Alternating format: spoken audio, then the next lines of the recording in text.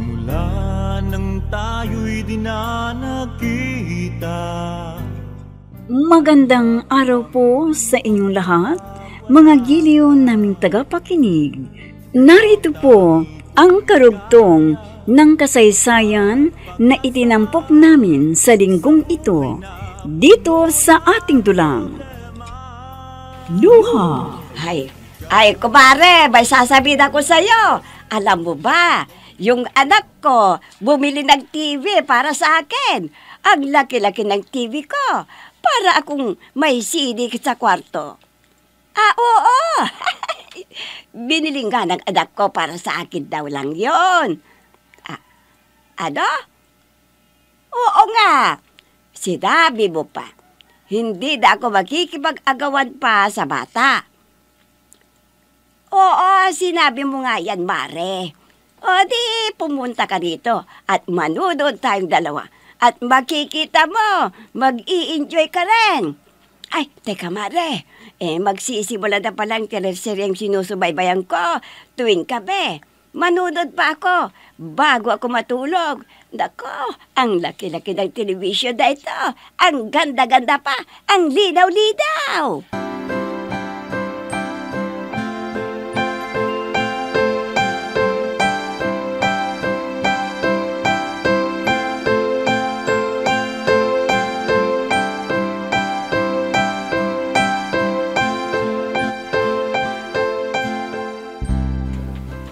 Ano ka namang pagsasara ng pintuan yan? Para mong sinisira ang pintuan nitong kwarto. At anong gusto mong sirain ko? Yung bagong bili mong TV? Ha? Pabili-bili ka ng bagong TV. Kay inay mo lang pala ibibigay. Kasi nga madalas mag-away si inay at ang anak mo dahil lamang sa TV. Papaano naman kasi nakikipag-agawan yung nanay mo sa panunod ng TV? Kaya nga, bumili na ako ng sariling TV ni inay para wala nang away. Kunting bagay lang pinag-aawayan nilang dalawa. Papaano naman kasi? Hindi na ipaubayan ng nanay mo yung panunod ng TV sa bata? Sweetheart, intindihin mo na lang si inay. Ang TV lang naman ang tanging libangan niya Libangan na naging dahilan ng sama ng loob ng anak ko. May TV naman sa sala. Tingnan mo nga ngayon Hindi ba? Pareho silang tahimik, walang away. Hoy, Carlo, hindi ka na naawa dun sa bata.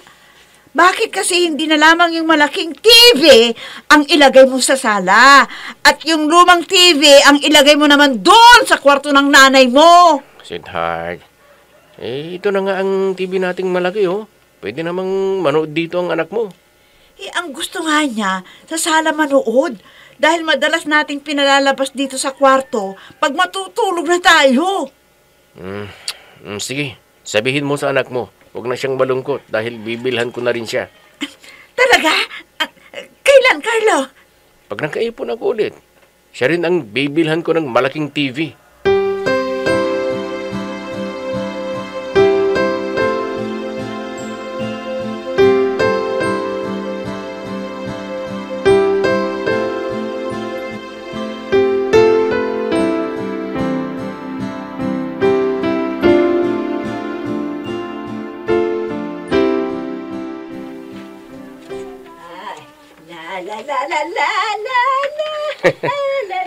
Saya-saya ng inay ko Ay, syempre naman. Mahal na mahal yata ako ng anak ko. Payakap nga sa pogi kong anak. Anak, salamat ha. Akala ko hindi mo na ako mahal. Ang inay naman. Pwede ba naman yun inay ko kayo?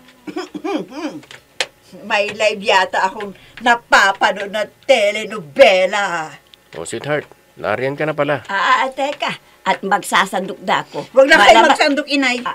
Ako na lang At ako na rin ang maglulutong ng agahan, tanghalian at hapunan. Baka sakali, ibibili rin ng TV ng asawa ko ang anak ko. Marla.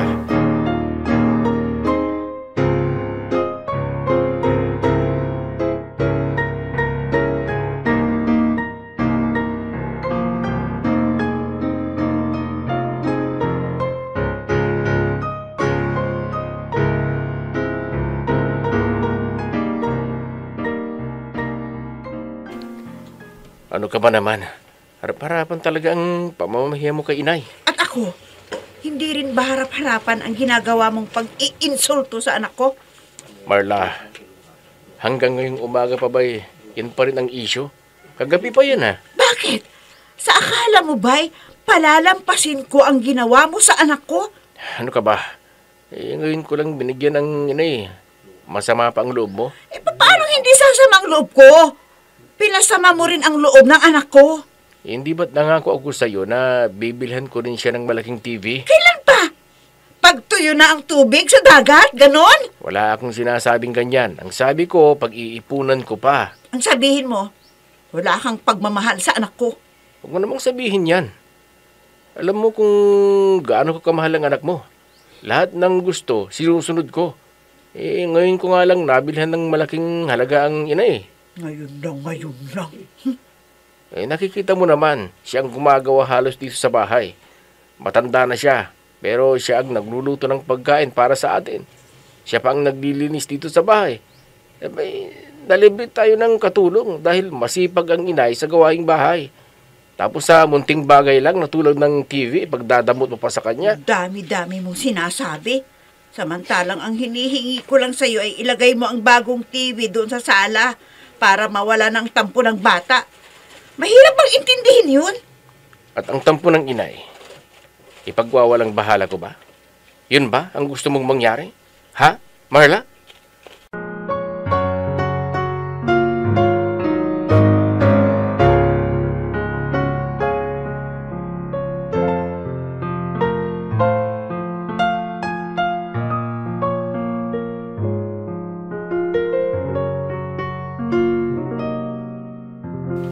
Pare, mukhang bago yung jacket mo ah. Branded ba? Ang tindi mo. Kaya ano mo silbi nitong kagwapuhan ko kung hindi ako makakabili ng jacket na tulad nito. Ganda, di ba? Talaga bang may kaya sa buhay si Marla? Parang ganun na rin dahil may mini grocery siya. Jackpot mo sa kanya, pre. Mas jackpot siya sa akin, pare. Dahil pinatulog ko siya. Biruin mo. Binata ako, samantalang siya may Kaya anak na. nga, pre. Huwag mo na siyang pakawalan dahil sustentado ka ron. Maging ang luho mo. Siyempre naman, pare. Pipili ba ako ng babae nga kung gagastos? Hindi, pare. Sa gwapo ko bang ito eh. Babae lang magsusuporta sa akin. At hindi ako ang magsusuporta.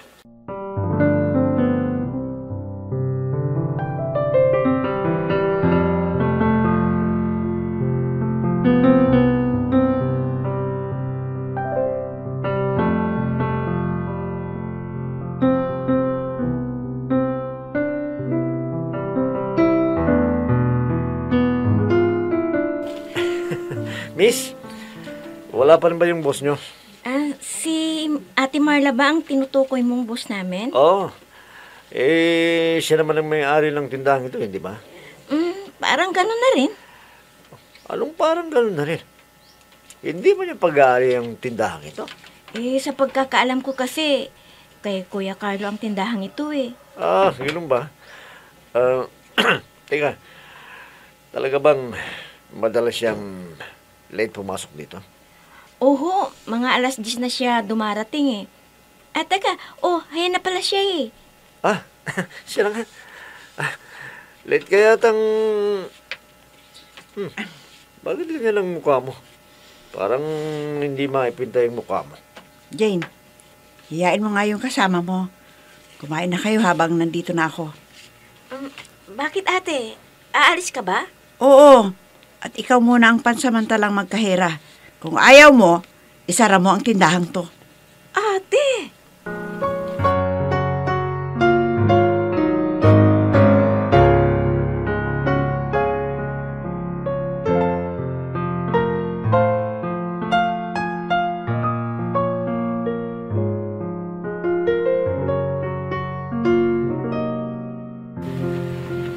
Ano bang nangyari?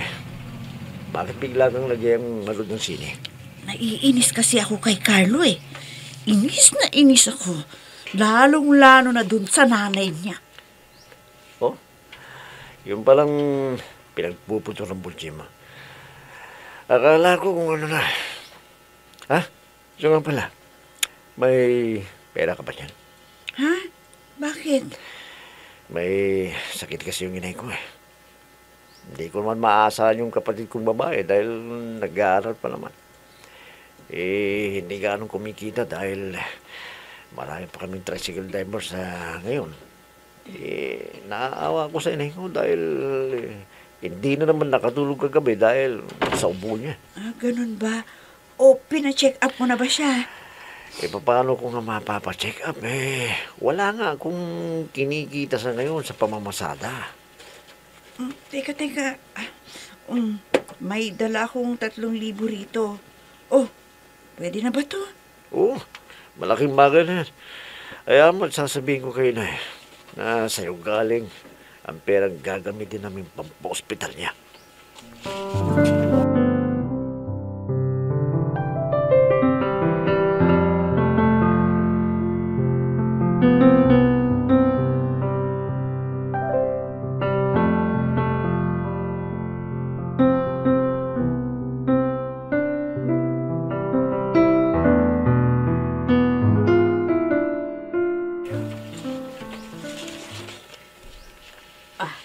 Mabuti at umuwi ka dito. Bakit ho ba? At pinapunta niyo ako dito. Ano ba itong nababalitaan ko? Na nakikipagkita ka pa raw sa ibang lalaki. At naku, sino na naman ang makatingdi lang nagparating sa inyong nang kismis na yan? Hindi na mahalaga kung sino. Basta sagutin mo ang tanong ko. Totoo ba na nakikipagkita ka sa ibang lalaki? Teka, nagsumbong ba si Jane sa inyo? Ano naman kung magsumbong siya sa akin? Nanay naman niya ako Makikita ng babaeng yun.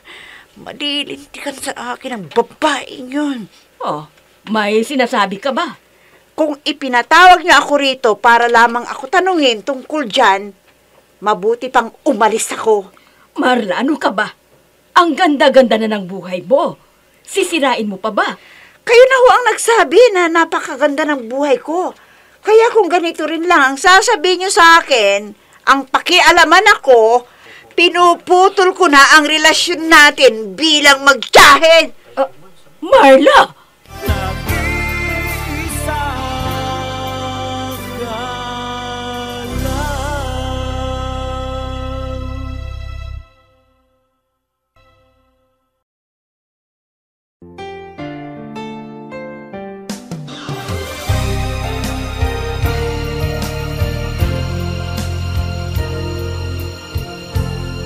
Magmula nang tayo'y di na nagkita.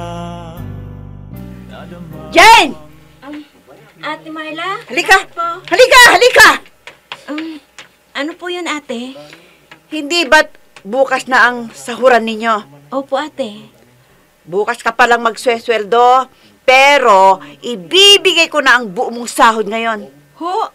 Bakit po? Dahil ito na ang huling araw mo sa tindahang ito. Ho? Bakit ho? Bakit? Kasi napaka-chismosa mo! Ate. Sinasahuran kita para magtinda dito sa grocery ko. Hindi para i-chismis ang buhay ko sa nanay mo! Ate, nagmamalasakit lang naman ako sa'yo. Kaya gusto kong pagsabihan ka ni nanay. Buhay ko to! Ha? Buhay ko? At wala kayong pakialam. Ikaw at ang nanay mo. Kaya makakaalis ka na! Alis! Chupi!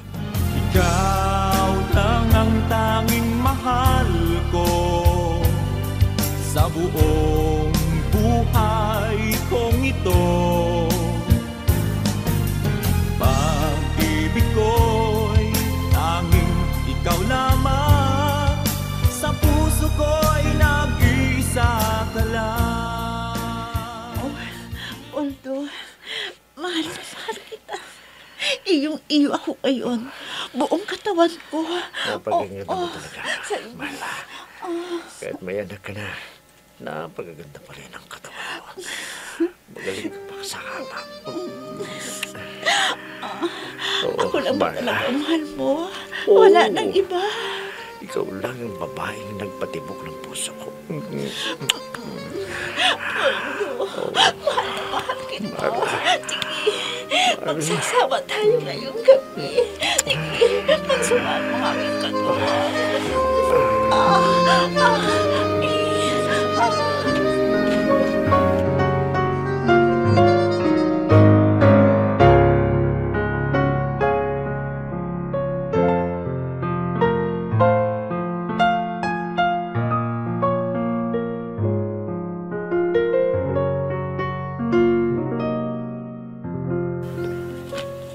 Oh, inay, anong ginagawa niyo dito? Bakit kayo nagpunta dito? Ay, anak, hindi ko rin sinadyang pumunta dito.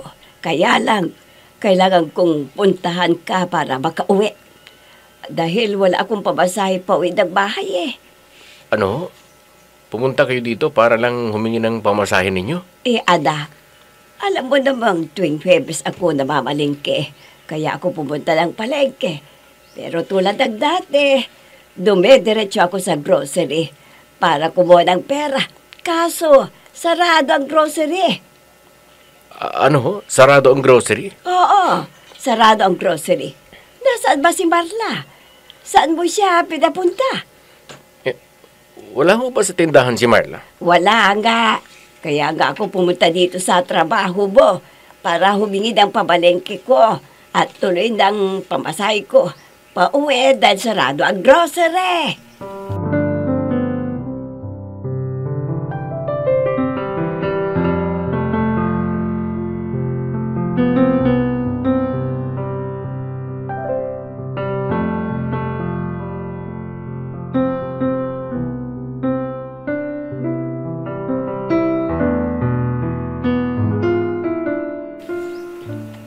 Oh, ang mami mo. Naririto naman sa bahay. Wala pa po ang mami. Hindi ba sinabi sa'yo kung saan siya pupunta? Hindi nga po.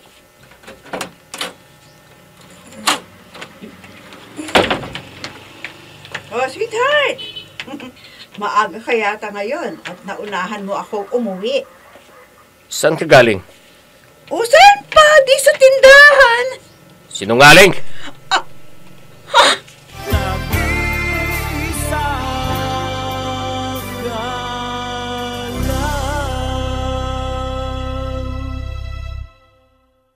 Yes.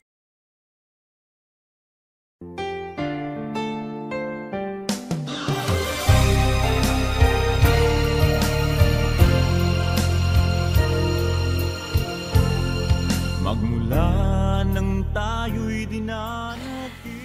Mahuhuli na kaya ni Carlo ang panluluko ni Marla? Mga giliw naming tagapakinig, sundan bukas ang karugtong ng kasaysayan na itinampok namin sa linggong ito dito sa ating dulang. Luha! Mga nagbibigay buhay sa ating dula ay sina Mayra Abrehal Narnola, Susan Malikden, Robert De Guzman, Jun Cabato, Emma Dalope, Andrea Solar, Ami Diaz, Jonathan Bravo, at si Oscar Ora. Technical Supervision at Musika, Oscar Ora. Nilapatan ng tunog ni Robert De Guzman, Willie Francisco. Sa panulat at direksyon, Eva Alcoriza. Inihahandog sa inyo ng F3 Recording Studio para sa Pambansang Radyo ng Pilipinas, Bombo Radio, Philippines.